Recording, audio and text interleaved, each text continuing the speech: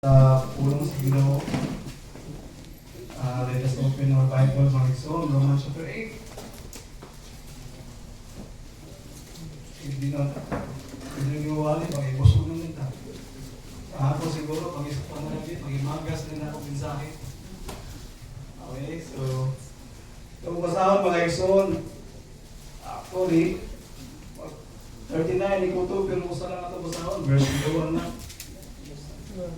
So, itong dumaan sa pagbasa, mga igsoon, Romans chapter 8, verse number 1. At itong dumaan sa pagbasa, ready, ready. There's now no condemnation today which are in Christ Jesus, who walk not after the flesh, but after the Spirit. So let us pray, our God, Almighty Father, in the name of our Lord Jesus Christ, our Savior. Thank you, Lord. Tingtak na sa kagabiyon. Salamat, Lord God, sa opportunity and privilege. And we're able, Lord God, to gather together for this prayer vigil. I pray, Lord God, that you will answer our prayer, especially, na yung mga problema sa finances, problema sa physical, problema sa relationship. Oh, Lord, salamat sa mga blessings na dapat sa naaging semana. O kanang Ginoo na mga mong pangayoon mo, Lord, we pray na mong kabaguan ng mga pag-ampo. O kay Kristo, Ginoo, ikaw ginumugamit sa kanako, wala ko mahimo kung wala ikaw, pasaylo ako. Kami tanong sa mga sala, Ginoo, ulit the Holy Spirit, dear God, mo yung mag-feel, kanang mo, dear God, na wala yung mga posisyon siya, makabatot against kanang mo karon. O kung na may mga kaaway na mo, Ginoo, nagpusa ka na, ipalayo nga, makasamo ka na mo, dear God. Lord, salamat kayo, dalagin ka, in Jesus' name I pray, Amen. Amen. So if I could remember, mensahe ni Brother JJ, walk with Jesus. Oh, why we need to walk? Why we need to walk with Jesus. Yeah. Okay, Brother Nigel is, I think, preserved About maturity. about maturity. And then kay Brother Paul is keep On keeping on. keep on keeping on. Wow. So Mike, so why we walk to Jesus and why we need Why we need to walk with Jesus and why we need to grow and why we keep on going on, because the title of the message this evening, my son, is because there is therefore now no condemnation to which we're in Christ Jesus. Amen. So, tanan nga atong ginabuhat karon mga igsoon, first nagawas ta, no? Not only walk in Jesus Christ, not only we need to grow mga igsoon, not only mo keep on going on ta. Why? Because nagiluwas na sa Ginoo. There is therefore now condemnation to them which are in Christ Jesus. And this is statement of the Apostle Paul, mga igsoon, this is the conclusive statement, meaning he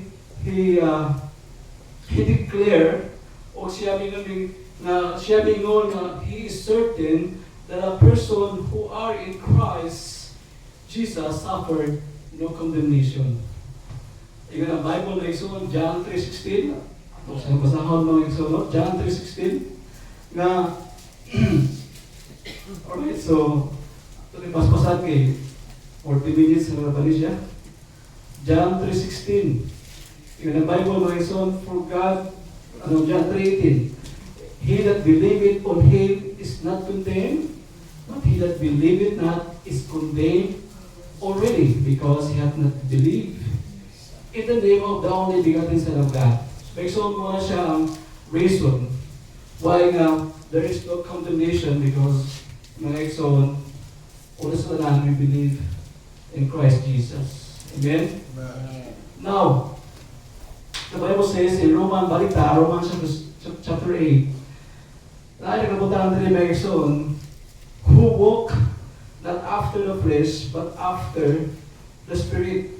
Okay? The word Spirit, mga igsoon, kung makita niyo, capital ang iyang letter is, no?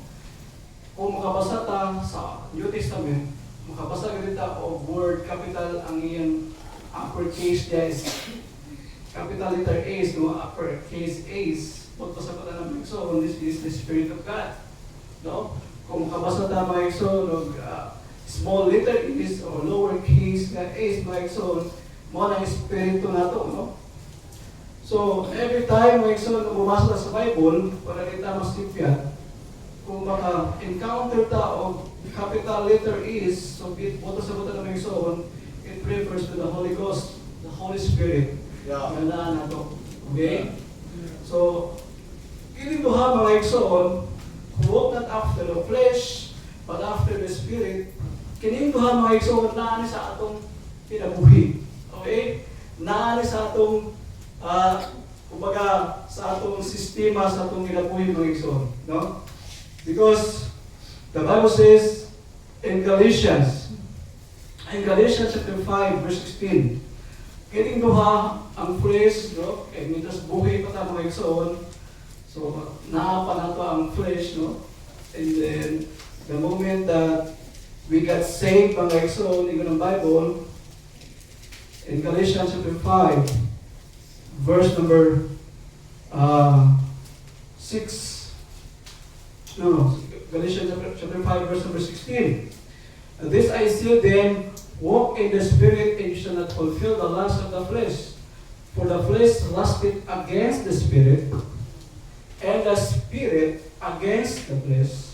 And these are contrary the one to the other, so that you cannot do the things that you would.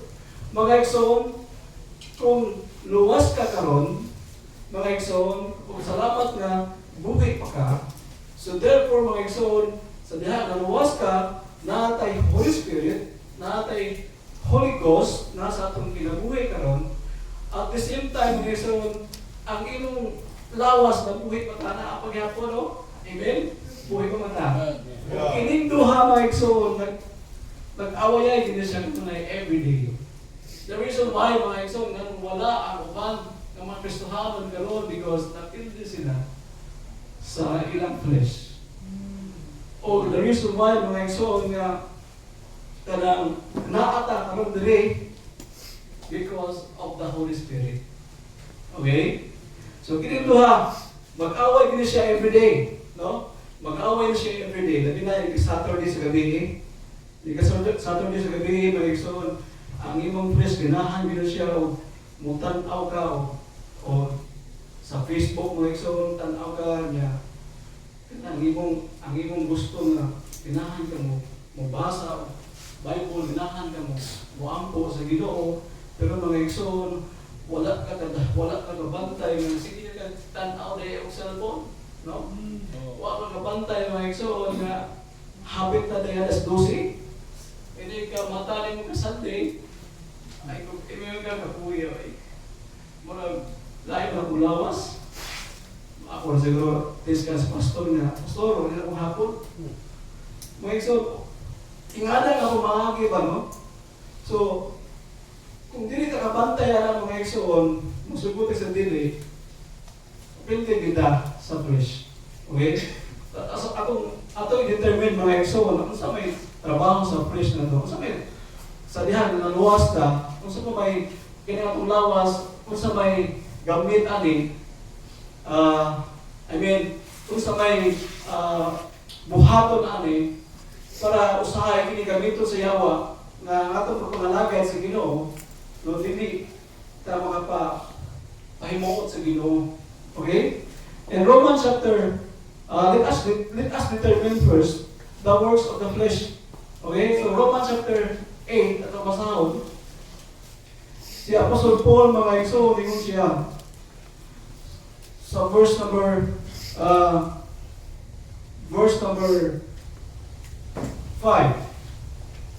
Verse number 4. 5. For they that are after the flesh do mind the things of the flesh, but they that are after the Spirit the things of the Spirit. For to be carnally minded is death. The word carnal, i-mention yung ganyan ni Brother Paul, ang root word is carne. So meaning flesh. No. The word carnal is flesh. For to be carnally minded is death, but to be spiritually minded is life and peace. No? Because the carnal mind is enmity against God, for it is not subject to the law of God, neither indeed can be. So then they that are in the flesh cannot praise God. Okay? Mga igsoon, mo ni ang atong lawas. Kung atong ipasagdan ang atong lawas, mga igsoon, kung atong nitikta, kabantayan ni, kini atong lawas, mga igsoon, mao na po rin maka-fail na to sa panganagan sa Ginoo. Kaya ang atong lawas, mga igsoon, kung atong ipasagdan, iyon ang Bible, sa Apostle Paul, mga igsoon, iyon siya sa Romans 7, in my flesh, iyon siya, in my flesh, Romans 7, verse number 18, iyon ang Biblia, for I know that in me, that is in my flesh, dwelleth no good thing. Yeah. Okay? Mga igsoon, kung yun ka na I'm strong, I am healthy, kung ka mga igsoon na hindi po na kaya ko, mga igsoon, Bible, ang ingon ng Biblia, na wala ko yung mga maayo na butang na himo sa atong unod. Okay? For, ingon sa Apostle Paul, for to will is present with me, but how to perform that which is good, I find not. Ingon siya na, for the good that I would do, not but the evil which I would, not that I do. Mga butang na gusto na akong himuon, punta, pero di na akong mabuhat. But the evil na di na akong gusto buhaton, pero may ako nabuhat. So, mga igsoon, mauna siya ang lipat-lipat sa atong kaaway. Di ba, dautan nga natin cellphone, mga igsoon, no? Di po dautan nga natin television, pero ang dautan na kung imong i-download ba, imong i-stay ang imong lawas sa kanang tawag na machinery o equipment. Kay musugod ka sa dili, ang Bible ay yung ganahan ang phrase sa kalibutan ng butang. No. Gani ba igsoon in Galatians chapter 5 na mo siya ang manifestation sa flesh nyo. Atong kanawon. Before ta sa atong punto mga igsoon, no? Galatians chapter 5 verse number 18. Now, the works of the flesh are manifest, which are these: adultery, fornication, uncleanness, lasciviousness. This four, mga igsoon, no? This four, naano siya mga igsoon sa the lust of the flesh and the lust of an eye. Okay? So verse number 20, mga igsoon, idolatry, witchcraft, hatred, variance, emulation, wrath, strife, seditions, heresies, envyings, murders, drunkenness, reveling, and such like of the rich. I tell you before, as I have also told you in the time past, that they which do such things shall not inherit the kingdom of God. Mga igsoon, hindi nga mag-ipag-enumerate ani, ingana ta before. No? Yeah. Hindi ipag-enumerate ani mga igsoon, na ata. Now, salamat sa Ginoo, balik ta, Romans chapter 8, yun ang Bible, verse number 9, but you are not in the flesh. Mga igsoon, salamat sa Ginoo eh. But you are not in the flesh, but in the Spirit. If so be that the Spirit of God dwell in you now, if any man have not the Spirit of Christ, he is none of his. Okay? So, mga igsoon, atong i-determine ang works sa flesh. Now, atong i-determine, mga igsoon, what are the works of the Holy Spirit? Lumabasa din sa Romans chapter 8. Number 1, in verse number 9, mga igsoon, atong nabasa, nga ang Holy Spirit, una nga yung usa sa gibuhat niya, mga igsoon, the Holy Spirit to dwell in us, no? But you are not in the flesh, but in the Spirit. If so be that the Spirit of God dwell in you. Yeah. Amen? Amen. Mga igsoon, every time, mga tao, o mga katawan, mga gitoon, ni Jesus Christ, mga dawat ni Jesus Christ, automatically, mga igsoon, the Holy Spirit will dwell nato. Amen? Maligyan sa Bible. Number 2. In Ephesians chapter 1, verse number 13. No? In the Bible, in whom you also trusted, after that you believe, you were sealed, okay, with the Spirit of promise. Ako na siya, karapon. Ephesians chapter 1, verse number 13. In the Bible, my son, in whom you also trusted, after that you hear the word of truth, the gospel of your salvation, in whom also after that you believe, you were sealed with the Holy Spirit of promise. Number 2 again, trabaho sa atong sa Holy Spirit may isuon, gisilyuhan ta. Ang Holy Spirit, midwin na to, gisilyuhan ta. And verse number 11, Romans chapter 8, verse number 11, in the Biblia, but if the Spirit of Him that raised up Jesus from the dead dwell in you, He that raised up Christ from the dead shall also quicken your mortal bodies by His Spirit that dwelleth in you. Mga isuon, not only the Holy Spirit dwelt in us, sealed us, but again, raised us. Mga isuon, remember, kung unsay pagkabanhaw ni Jesus Christ, mga isuon, sa diya, kaligaan si Jesus Christ, o ang lawas na di na madunuton, mga isuon, this same, no? This same ang mga Kristohanon. Kita nga erased us someday.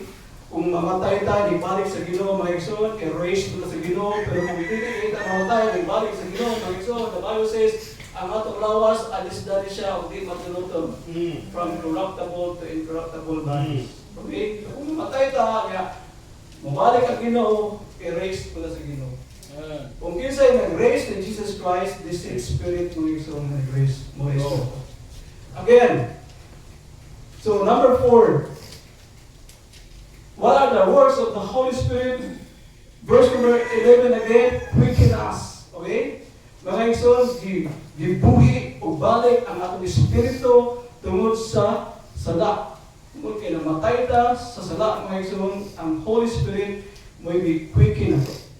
Amen? Sa verse number 5, sa verse 13, not only nga quicken ang Holy Spirit, mutabang ang Holy Spirit sa verse 13, for if you live after the flesh, you shall die, but if you through the Spirit do mortify the days of the body, you shall live. Yeah. Mga isuon, ang Holy Spirit mutabang sa pagpildi, sa akong lawas, no? sa pag kanang hinahinay o kuha sa itong mga batik, ng mga binuhatan.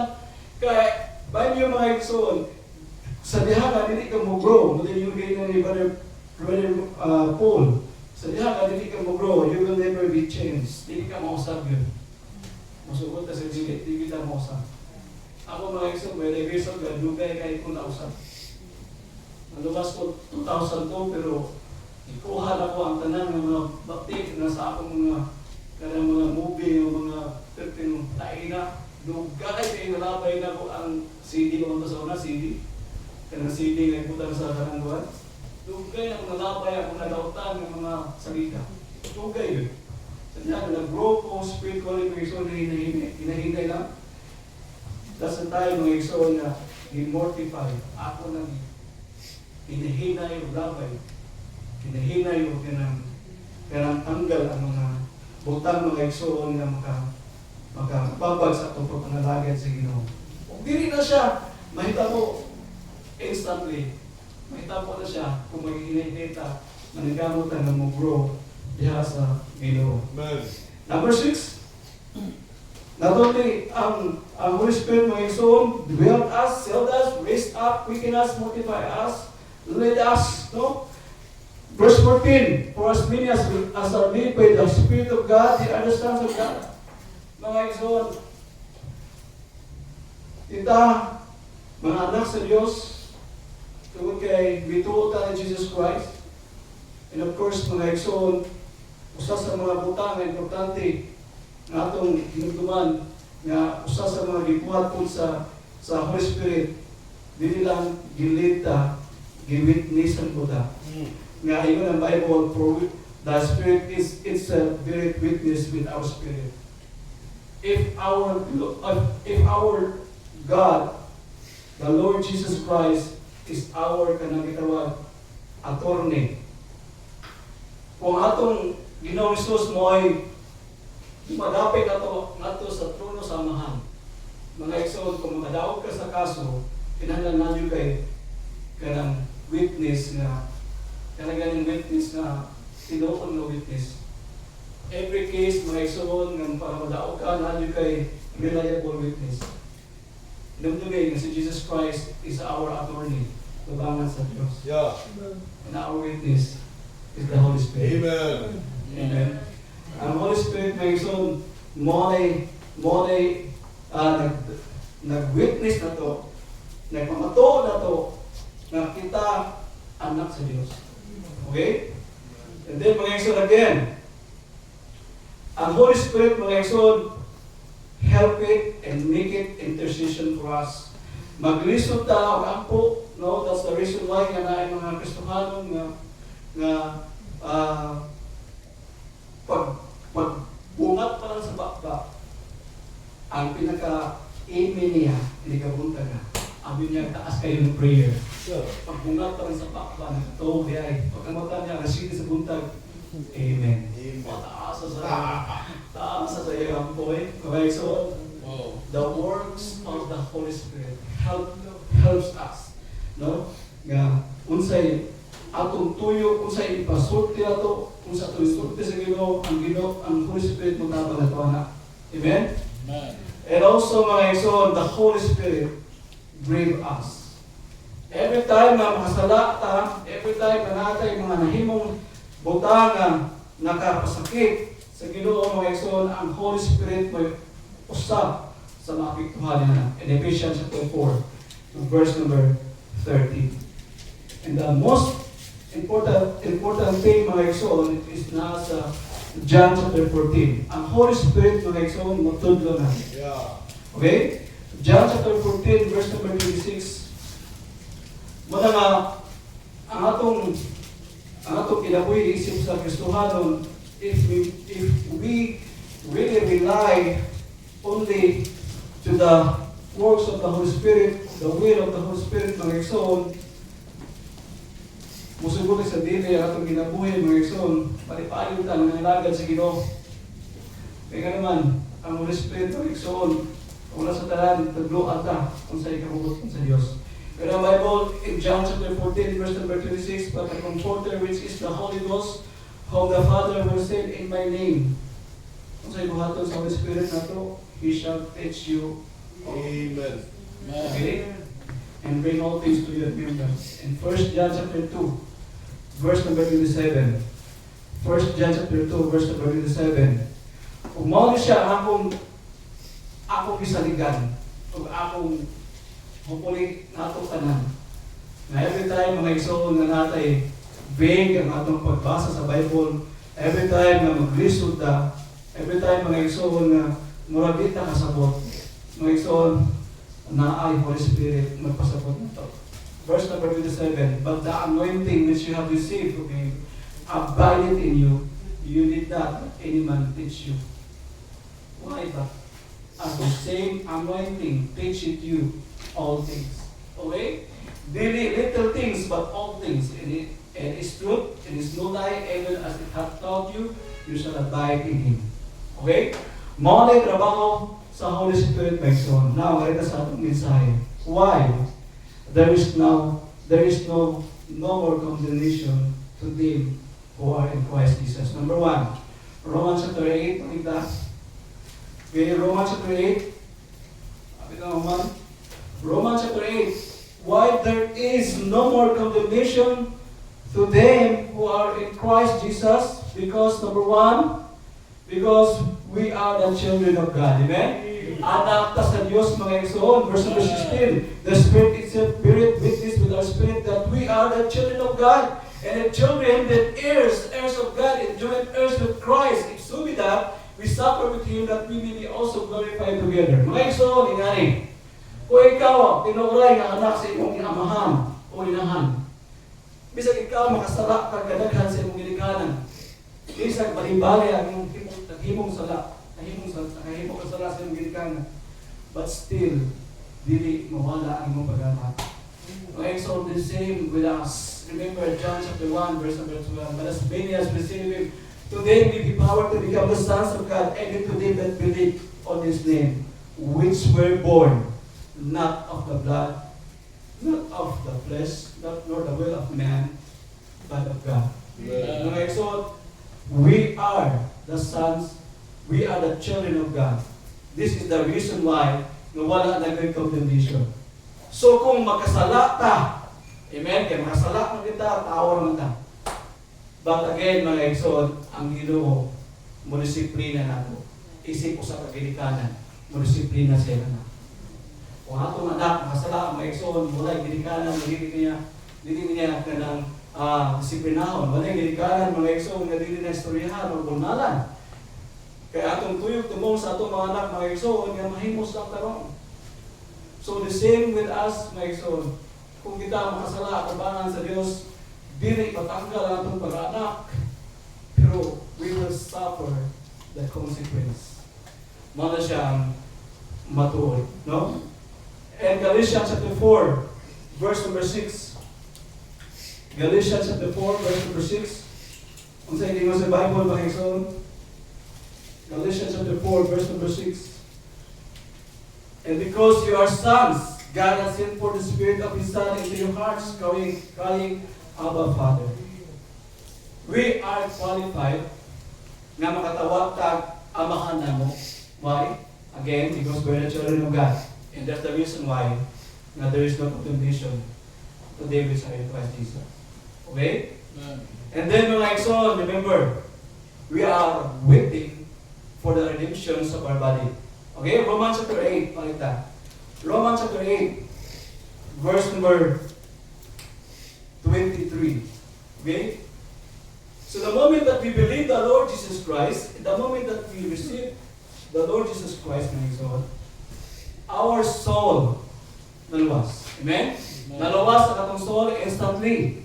Pero remember, ang atong body, wala pa ni maluwas. Amen? Napatas kalibutan mga exon. Verse number 23. And not only they, but ourselves also which have the first fruits of the Spirit, even we ourselves grown within ourselves, waiting for the adoptions, to wit, the redemptions of our body.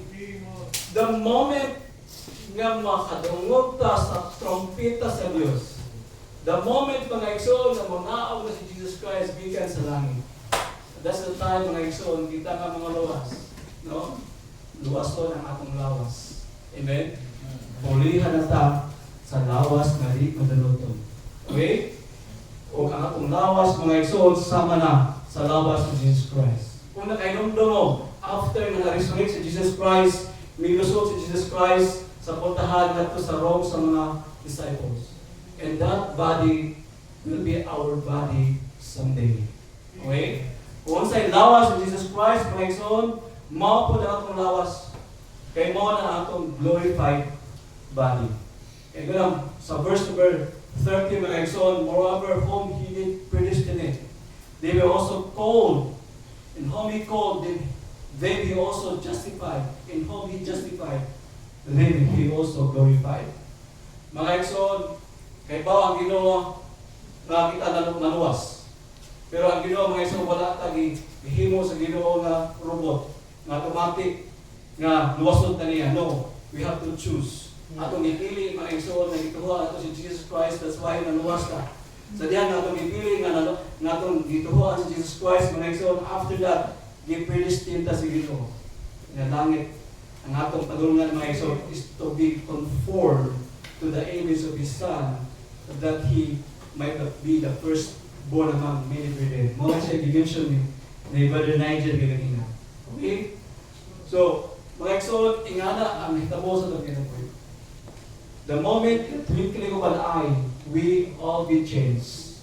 Kung kita mga exon, maafta ni Jesus Christ, in the capture, maafta ni Jesus Christ, nga buhay pata, in the twinkling of an eye, ang atong lawas nga di na mga madunoton, mag-change into dili nga madunoton. 1 Corinthians chapter 52. Ang basahan ng exon. 1 Corinthians chapter 52. 15. Sorry. 1 Corinthians chapter 15, verse number 52. Ang sa iyo sa Bible, mga exon. In a moment, the twinkling of an eye, at the last trump, sa last na tingog sa trumpeta, for the trumpet shall sound, And the dead shall rise, in the dead shall be raised incorruptible. Ang mga patay nga mga Kristohanon, ang mga patay nga mga luwas, mga igsoon, banhawon sa Ginoo, purihan ang ilang lawas kadit na maduluton, o kita nga mga buhi, mga igsoon, and we shall be changed. Okay? For this corruptible must put on incorruptions, and this mortal must put on immortality. So, mga igsoon, one day, i-redeem ang ating body, balik sa Ginoo. That's why, mga igsoon, there is no more condemnation. Number 2, not only there is no more condemnation because we are the children of God. Number 2, mga igsoon, sa Romans chapter 8. Okay? Romans chapter 8. Why there is no more condemnation? Number 1, because we are the children of God. Number 2, because we are saved. Verse number 24. Ano? Romans chapter 8, verse number 24. For we are saved by hope. Amen? For by grace are you saved through faith in that not of yourselves. It is a gift of God, not of works, lest any man should boast. Mga igsoon, but hope that is saved is that hope. For what a man said, why that he yet hope for? Okay? What we are, mga igsoon, once we get saved, we are complete in Christ Jesus. Okay? When we are saved, mga igsoon, maabot ang panahon, mga igsoon, again, may akong i-mention a glorified bodies na. Kunya, sa diyan na saved ang mga igsoon, i-mention ni Brother Paul, once you are saved, is always saved. O bisang pang nagluna ka sa sala niya, luwas ang imong pala. Pero remember, kung magluna ka sa sala, wala'y blessing mo madawat. Puro kasakit ang imong angkon. So nga lang magbuhat ng tagsala. Nga lang mo balik ng sa kapagaraan ng pagkatao. Nga lang mo baksulayan banda. Mga igsoon, gusto tayong blessing. Keep going on. Sa itong title ni Juan? Keep on keeping on. Keep on keeping on. You want blessing? Good. On. Keep Keeping on. Keep on keeping on. Amen? Good. Mo na mga igsoon, no? And lastly, okay? Romans chapter 8. Why there is no more condemnation? Because we are the children of God. Amen? And if you are children, mga igsoon, kung anak ka sa Diyos, okay? You are safe. Ang Bible, mga igsoon, safe ka. And lastly, mga igsoon, why there is no more condemnation? Because of the love of God. Verse number 35. Romans chapter 8, verse number 35. Who shall separate us from the love of Christ? Okay? Mga igsoon, for God so loved the world, and that He gave His only begotten Son. Mga igsoon, because of the love of Christ, mga igsoon, wala na yung makapahimula. Shall tribulations? No. Or distress? No. Persecution? Yes. That suffered the persecution, tribulation, distress? Yes. Famine, labi na ang famine is coming. Why? Because mutaas ang presyo tungkol sa gubat, no? O ang gubat, mga igsoon, no, yung mga cause o ganang ang taas ang presyo na nila. Period. Sword. As it is written, for thy sake we are killed all the day long. We are accounted as a sheep for the slaughter. Nay, in all these things we are more than conquerors through Him that love us. For I am persuaded that neither death, nor life, nor angels, nor principalities, nor powers, nor things present, nor things to come, nor height, nor depth, nor any other creature shall be able to separate us from the love of God. Like so, our God, ang atong Ginoo, mga igsoon, He loves us very, very much. Okay? Iusan niya pagpadayag sa iyo, madali ka na to. He commended His love. While we were yet sinners, Christ died for us. Mga igsoon, ingana ang gibuhat ni Jesus Christ, ingana ang gibuhat sa Ginoo, giusan niya pagpakita ang iyang gugma dili kanato, no? Giusan niya gisyo, giusan niya gipasyo ang iyang gugma dili kanato, mga igsoon. Pero ang Bible commended His love toward us that while we were yet sinners, Christ died for us. Why? Because He loves us. Amen. Amen? May isang mga rason nga dili na kita may impyerno. Wala na'y, di na ta may hukman, wala na'y ang kainin sa kalayo mga isang maglaway na lang nato by the grace of God. Why? Because we are the children of God, we are saved, and because of the love of God. In conclusion, mga isang, remember in John chapter 10, manat i-close kaya 3 minutes na lang. John chapter 10, 27 to 28 to 29. The Bible says, "My sheep hear my voice, and I know them, and they follow me. And I give unto them eternal life, and they shall never perish, neither shall any man pluck them out of my hand. My Father which gave them me is greater than all, and no man is able to pluck them out of my Father's hand." Amen. Mga igsoon, ingani ang gibuhat sa Ginoo nato. So very precious. Wala ka takipaw, sometimes mga igsoon, ato lang kanagaling tao kanang ato gipaliwala ang igsoon ang buhat sa Ginoo nato. No? Nya wala ato siya balusi, sumala sa iyang gugma nga gihatag diri nato. So ang atong buhaton mga igsoon, ato siyang balusan. Pinagi sa pagsakripisyo sa atong kinabuhi sa pagpangalaga ng kariya. Amen? And Lord, salamat kayo sa imong